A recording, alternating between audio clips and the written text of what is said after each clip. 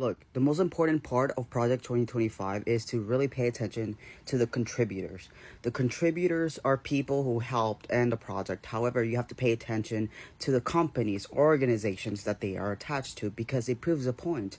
The point that these institutions sound extremely legitimate, but it's questionable whether they are.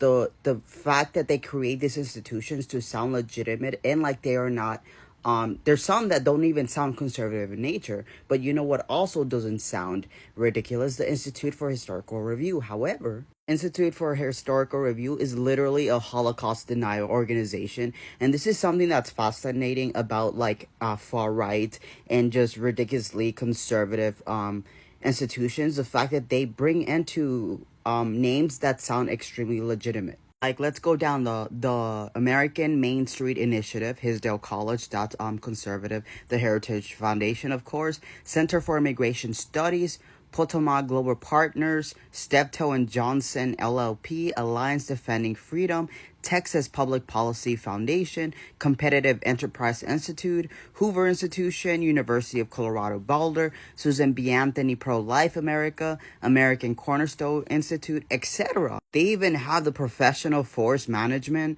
They have the Independent Women's Forum. They have the Center for Family and Human Rights. Like, all of these organizations sound extremely legitimate, right? They're all just individuals promoting the same false narrative that puts their own moral compass of religion, of values that is not in alignment with the Constitution. Because again, the Constitution, Article 6, Supremacy Clause, says that the Constitution is the law of the land, not your feelings, not my feelings, but the Constitution. They're putting pillars that aren't even in the Constitution, like restoring the family as the centerpiece of American life and protect our children. That's kind of like a Nazi fucking narrative that they push, to be honest.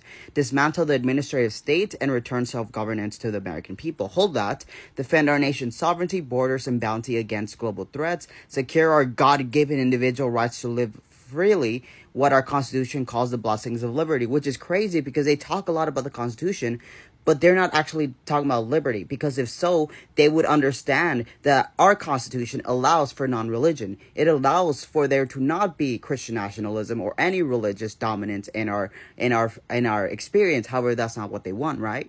Push that they are doing what's best for the people. Here they talk about the administrative state, refers to the policy making work done by the bureaucracies of all federal government departments, agencies, and millions of employees.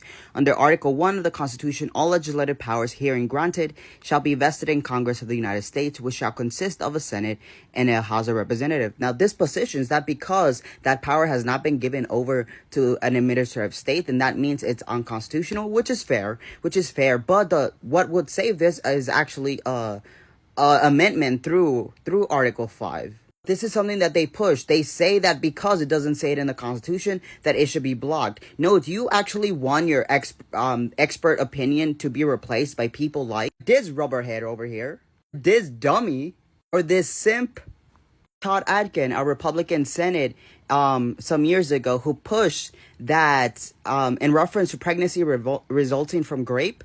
First of all, from what I understand from doctors, that is really rare. If it is a legitimate grape, the female body has ways to try and shut the whole thing down. These are the people you want to replace expert opinion.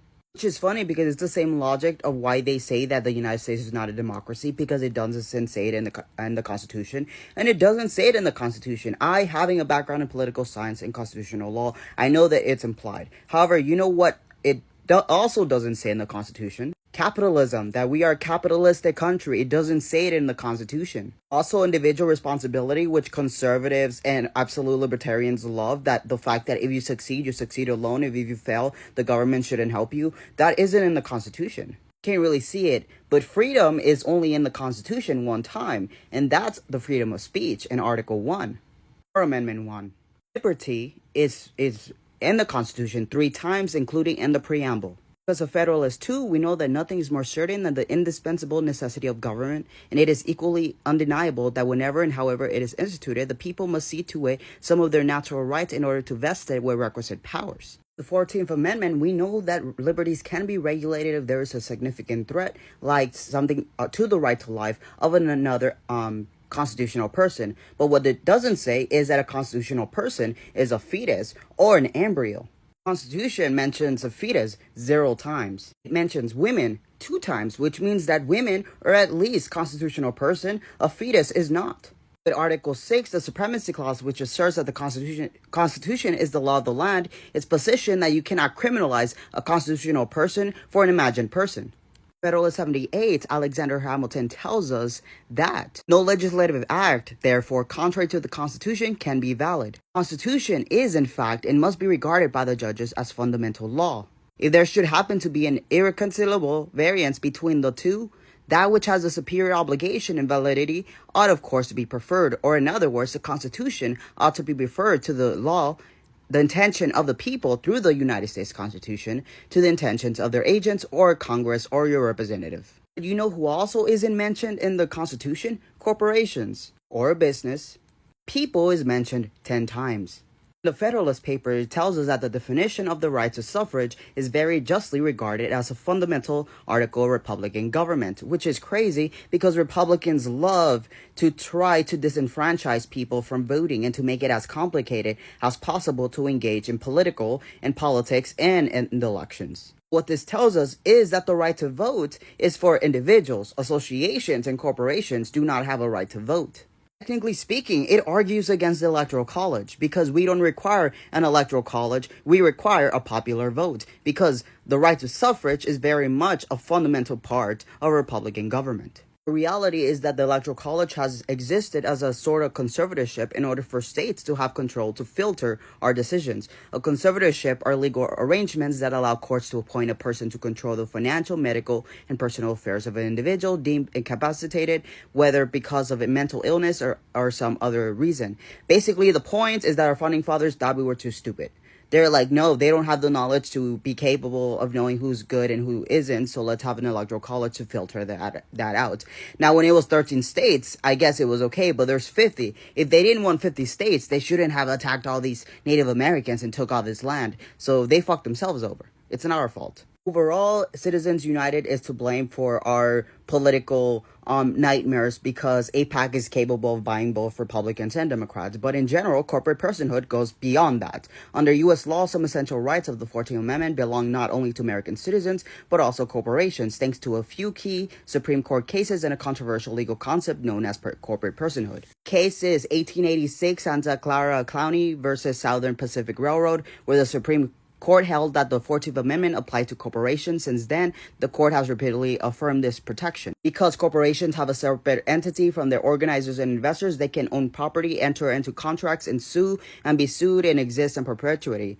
Allowing corporations to conduct business activities as a legal person encourages investment and helps drive economic growth. Even if they are limited persons, you know who's also a full person, but doesn't have the right to vote? Illegal immigrants. Only United States citizens can vote, which means that even being a corporation should not require you to have that political weight of having all that money, because even then foreign corporations are capable of swinging a vote based on how much they fund a campaign.